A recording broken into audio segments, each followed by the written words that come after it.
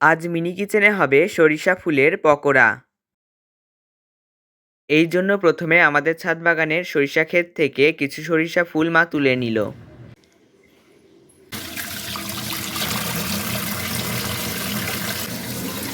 এরপর প্রথমে সরিষা ফুল জল দিয়ে ভালো করে ধুয়ে নিয়ে কড়াইতে তেল গরম করে নিতে হবে।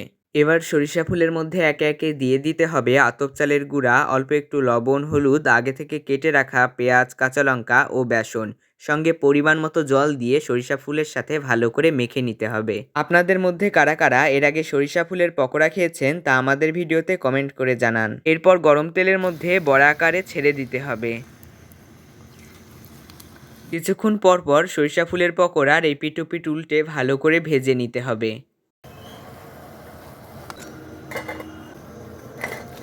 এখন খাওয়ার জন্য প্রস্তুত সরিষা ফুলের পকোড়া। ভিডিওটি ভালো লাগলে like, comment, share and subscribe. By.